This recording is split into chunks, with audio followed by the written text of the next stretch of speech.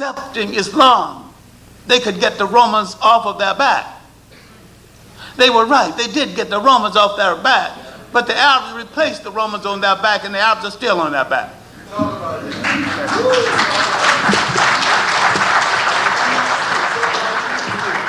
Speaking of book reading, I'm a little bit curious then.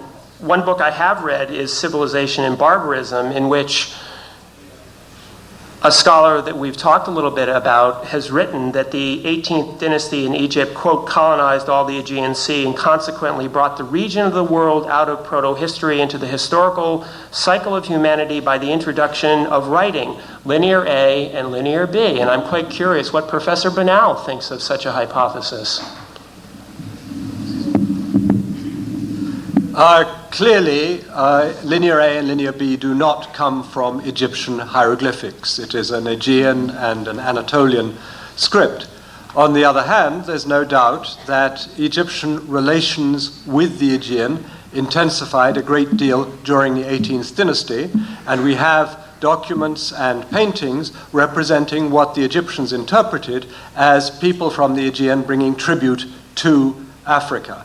We also have scholars like Professor Redford in Toronto who takes it for granted that there was regular correspondence between the court in Mycenae and the court in Thebes. And there's no doubt which was the more powerful state. There is archaeological evidence of contact at that time, but Greece was already literate in its own scripts of linear A and linear B. I was rather intrigued by Professor Rogers mentioning texts, Greek texts in the 16th century. I don't know what he's referring to there, that the linear B texts are 2 or 3 centuries later, but that's a side issue, I agree. Actually, it's not a side issue. I'm afraid that Chadwick and others have now updated the earliest linear B tablets, but I would like to come back to you for a second now that we're talking about the 18th dynasty, because as I'm sure you know, the funeral stele of Amenhotep has been used actually to make some claims by some scholars about Egyptian dominion at that time over the Aegean.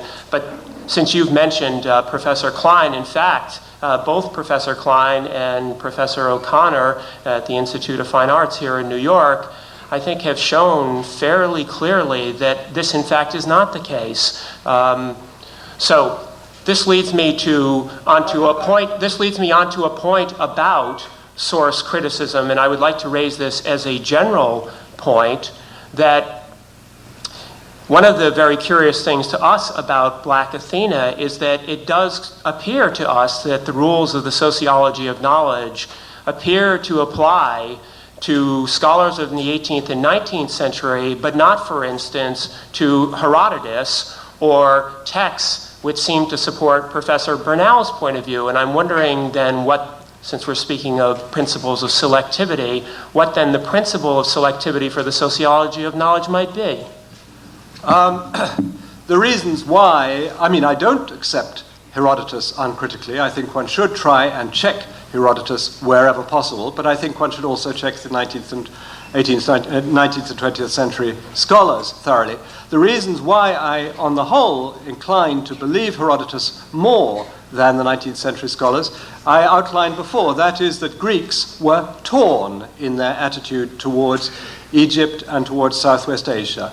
Herodotus' main purpose was to illustrate the constant struggle between Europe and Asia, between Greeks and others. And so in a way, his description of Egypt as a source of great Greek culture goes against his ideological aim, and I find that more plausible than the 19th and the 20th century scholars who were profoundly influenced by Eurocentrism and by the triumphs of Europe in their own epoch to push Greece into Europe and away from the Mediterranean, and I feel that there was no countervailing force affecting the 19th and 20th century historians. And the power of racism and later anti-Semitism, I think, was extraordinarily effective. I think it's also important for the audience to realize that while it's true that Herodotus is a very interesting and intriguing source for Egyptian and other cultures' history in the Near East, Herodotus also tells us that there were flying snakes in Arabia. He also tells us that in the north of India that there were ants that were actually larger than foxes but smaller than dogs, which dug up gold for their Indian masters to be sent to the Persian Empire as a form of tribute. I think that these kinds of stories in Herodotus should caution us against using Herodotus at face value. I think that people should think in a common sense sort of way about Herodotus. Herodotus was a Greek who knew no Egyptian. When he went to Egypt and asked questions about Egyptian culture, he was unable to check any of the stories that were told to him about Egyptian culture. He could read no documents in Egyptian. If anyone in this room went to a country where they could not speak the language and they could not read any of the texts of that culture, would you necessarily believe everything that you were told about that culture? Sorry, would you believe the reports rather than what you were told? There are many Western travelers who have done that. Edgar Snow couldn't speak sufficient Chinese and certainly couldn't read Chinese, and yet he wrote very interesting reports about China. It is possible for an intelligent person with judgment living in the country and viewing it to get good views. But I agree that Herodotus makes many statements that offend our laws of natural history, and therefore they should be discounted immediately.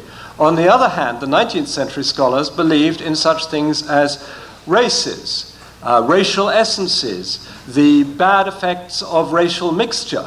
All these things are much more relevant to the study of relations between Egypt and Phoenicia and Greece than belief in medium-sized ants. These are the relevant issues, and these are fantasies that were held by the 19th and early 20th century scholars.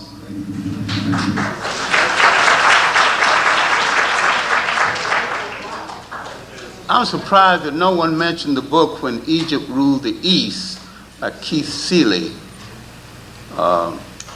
What you call Western Asia, what is Western Asia, mistakenly called the Middle East, was an extension of Africa itself.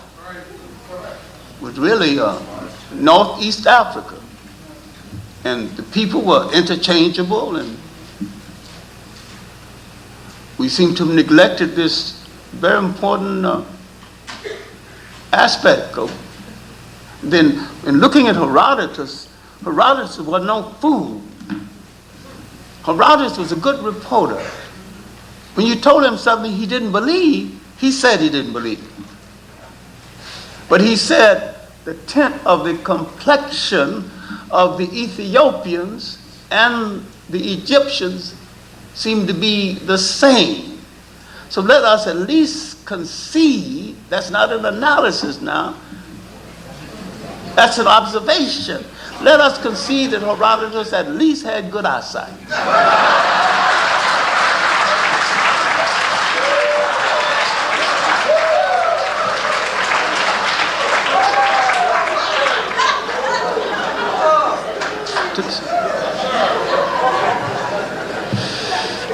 Is Professor Clarke claiming that Herodotus did go to Ethiopia?